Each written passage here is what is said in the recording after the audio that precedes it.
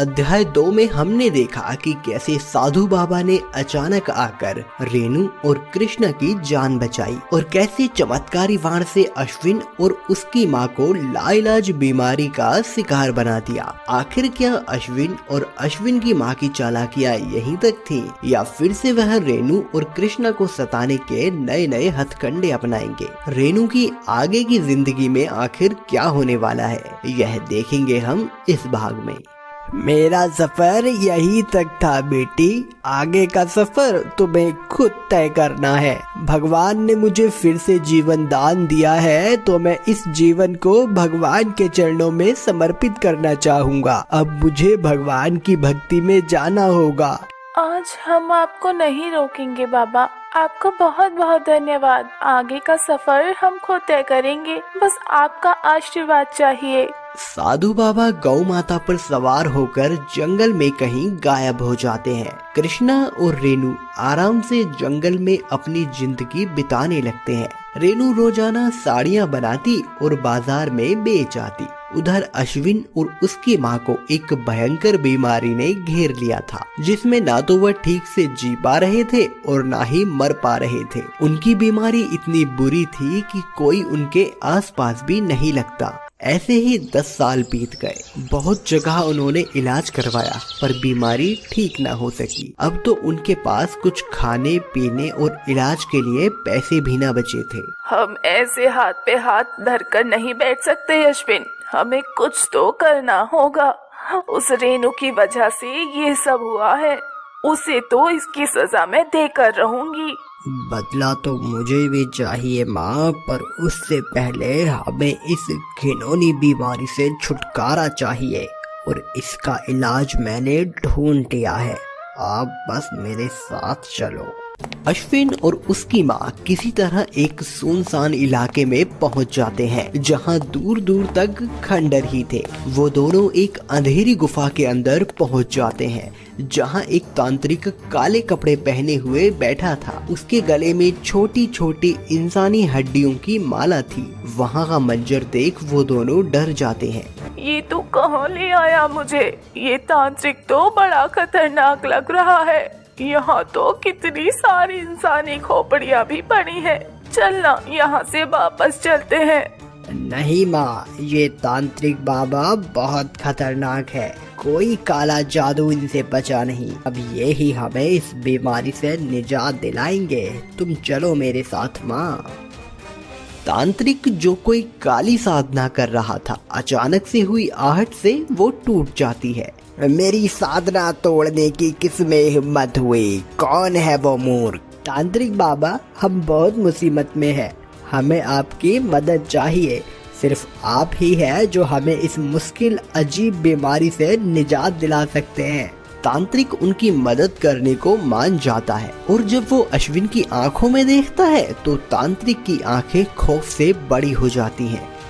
घोर पाप, तुम्हारी आंखों में मैंने वो सब देख लिया जो तुमने अपने बेटे कृष्णा और अपनी पत्नी रेणु के साथ किया। क्या इसका कोई उपाय नहीं है बाबा?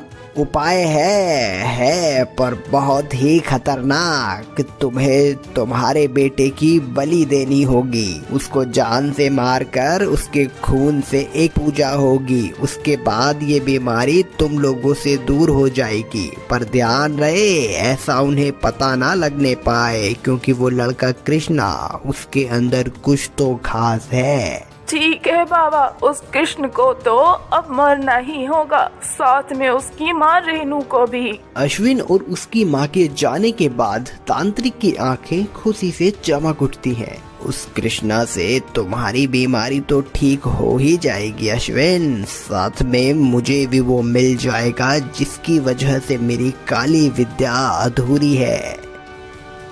माँ, मैंने पता लगा लिया है रेणु और कृष्णा के बारे में। रेणु ने साड़ियाँ बेच कर बहुत पैसा इकट्ठा कर लिया था, जिससे उन्होंने बाजार में एक बड़ी सी साड़ियों की दुकान कर ली और एक अच्छा खासा घर भी ले लिया है। अब कृष्णा बड़ा हो गया है तो वो रेणु से काम नहीं करवाता, वो ही दुकान चलाता है।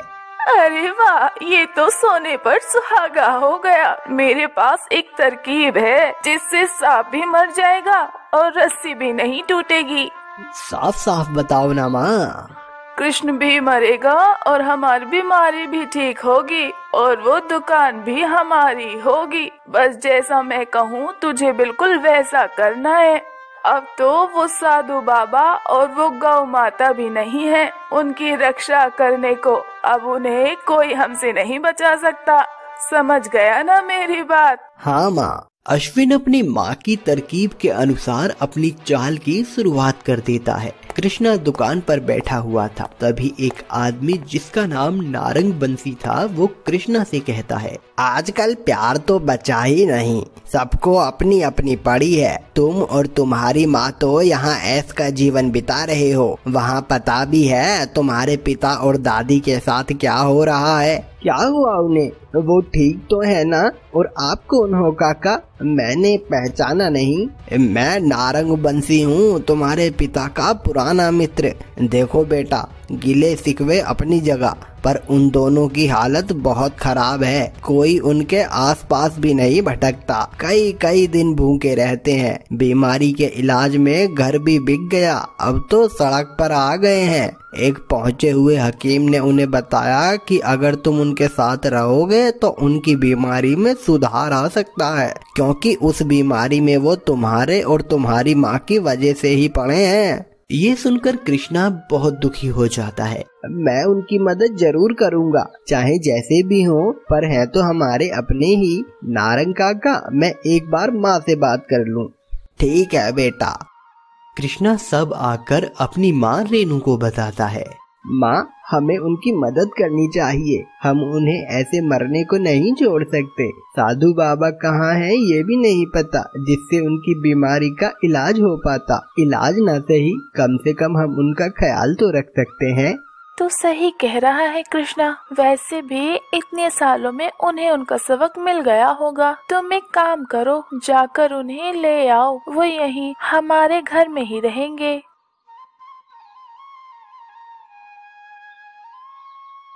कृष्णा उन दोनों को लेकर घर पर आ जाता है। मुझे माफ कर दो रेनू, मैंने तुम्हारे साथ बहुत गलत किया, जिसकी सजा पिछले 10 सालों से मिल रही है।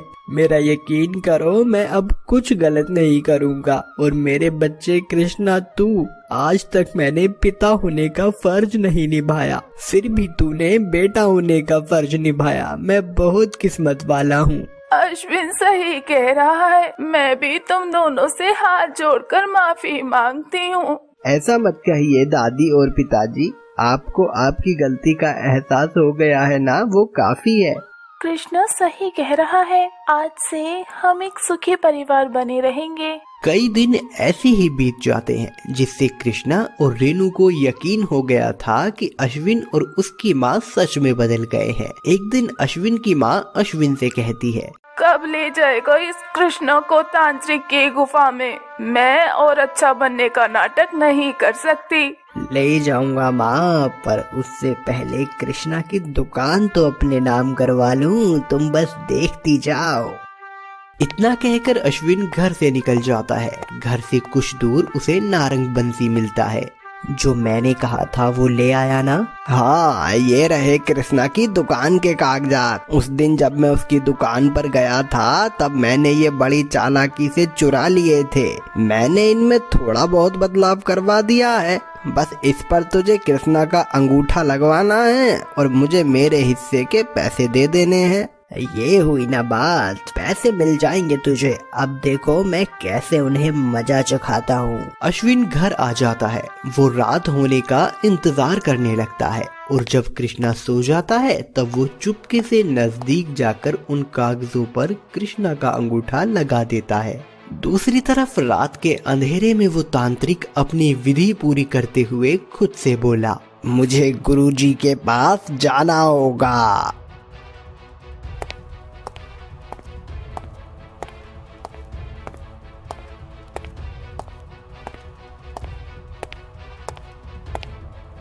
तांत्रिक रात के अंधेरे में एक गुफा के अंदर जाता है, जहां लगभग 8 तांत्रिक हाथ बांधे खड़े थे और एक बीच में बैठा हुआ था। वो बेहद ही खतरनाक था। काला तांत्रिक, तुम यहाँ इस वक्त? हाँ गुरुजी, जिसकी हमें तलाश थी वो हमें मिल गया। हम 9 हैं, वो 10वां व्यक्ति हमें मिलने वाला है, जिससे हम उसे जान से मार कर फिर से जिंदा करके अपना वो मकसद पूरा करेंगे जिसकी हमने शुरुआत की है। वाह मेरे काले तांत्रिक, ये तो तुमने कमाल ही कर दिया।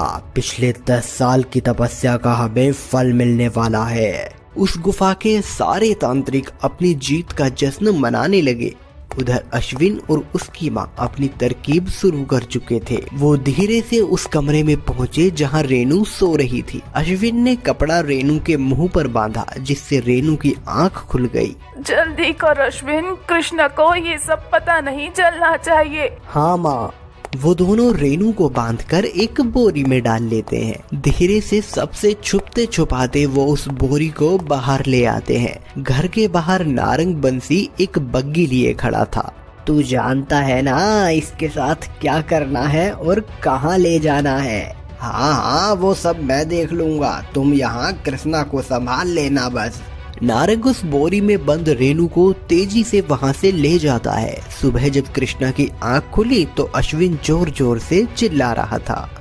बेटा वो तुम्हारी माँ रेनू, क्या हुआ माँ को? कहाँ है वो?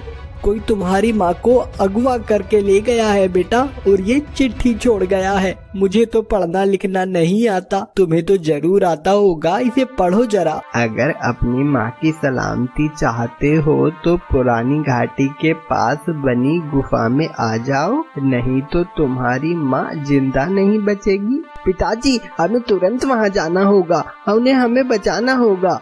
पर बेटा, सुना है वो गुफा बहुत खतरनाक है, अगर तुम्हें कुछ हुआ तो? मेरी माँ पहले से वहाँ है, ऐसे में मुझे अपनी जान की परवाह नहीं है, मुझे बस माँ के पास जाना है। आखिर मेरे बिछाए जाल में फंस ही गए दोनों, अब दुकान भी मेरी होगी। ये घिनौनी बीमारी से भी छुटकारा मिल जाएगा और तुम लोगों को मरा देखने की इच्छा भी पूरी हो जाएगी। क्या सोच रहे हैं पिताजी? चलिए। हाँ, चलो जल्दी। अश्विन और कृष्णा पुरानी घाटी पे बनी उस गुफा में जाने लगते हैं, जिसके आसपास कोई नहीं भटकता था। जैसे ही गुफा के अंदर कृष्णा और अश्विन गए तो कृष्णा हैरान रह गया। वहाँ इंसानी खोपड़ी देखकर और सामने काले तांत्रिक को देख कृष्णा गुस्से से चिल्लाया, तांत्रिक बाबा, कहाँ है मेरी माँ? क्या आप ही मेरी माँ को उठाकर लाए हैं? मूर्ख बालक, ये प्रश्न मुझसे नहीं, स्वयं अपने पिता से कर कि तेरी माँ कहाँ है। पिताजी, ये क्या कह रहे हो? क्या आप जानते हैं माँ कहाँ है? तुझे यहाँ तेरी मौत लाई है कृष्णा, और ये मौत मेरी लाई हुई है। मैं ही तुझे धोखे से लेकर आया हूँ यहाँ, और तेरी माँ को भी मैंने अगवा किया है। एक बार फिर आपने मेरे और मेरी माँ के साथ धोखा किया पिताजी। आप एक पिता और पति तो क्या, एक इंसान तक कहलाने के लायक नहीं है।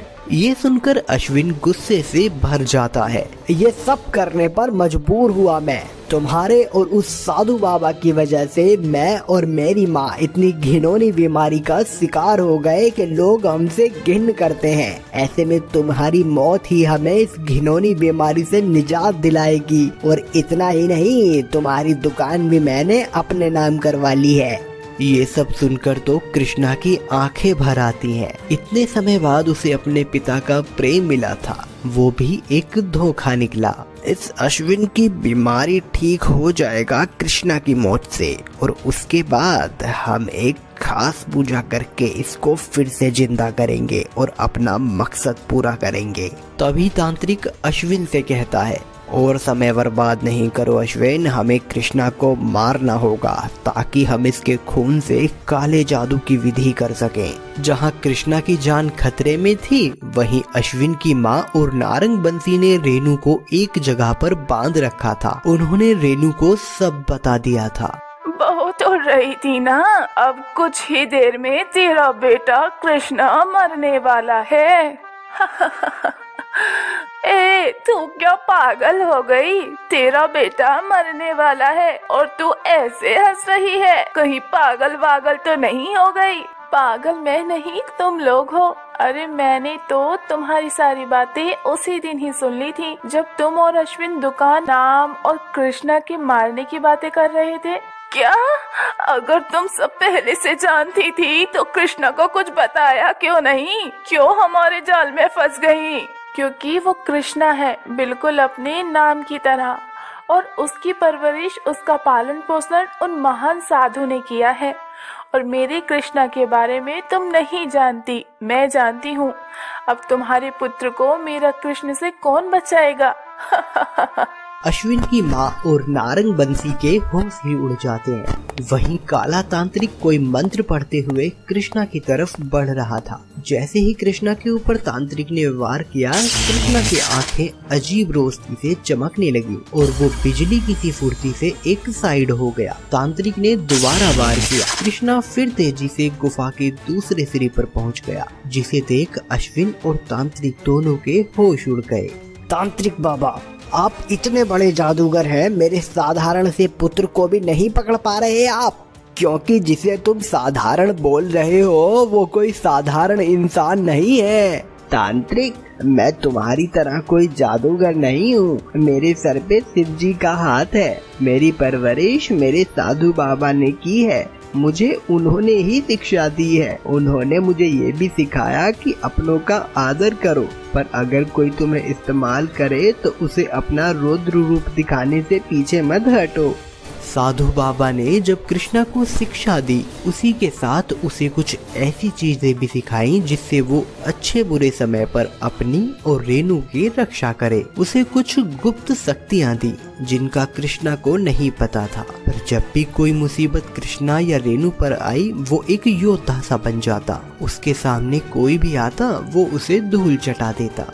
एक बार मुझसे कहा होता पिताजी, आपकी बीमारी मैं मरे बिना भी ठीक कर सकता था, क्योंकि मेरे साधु बाबा कुछ वरदान मुझे देकर गए थे। पर अफसोस, आज के बाद मैं आपको कभी पिता नहीं कहूँगा। बहुत समय बर्बाद कर दिया तूने मूर्ख। अब बस तुझे मरना ही होगा। हमने तुझ जैसी पाकीज़ा रूह को ढूंढने में 10 साल लगा दिए। अब तो तुझे मरना ही होगा, तभी हमारा मकसद पूरा होगा। इतना बोलकर तांत्रिक कोई मंत्र पढ़कर फिर से कृष्णा की तरफ वार करने को बढ़ता है। तांत्रिक के इरादे जानकर अश्विन घबरा जाता है।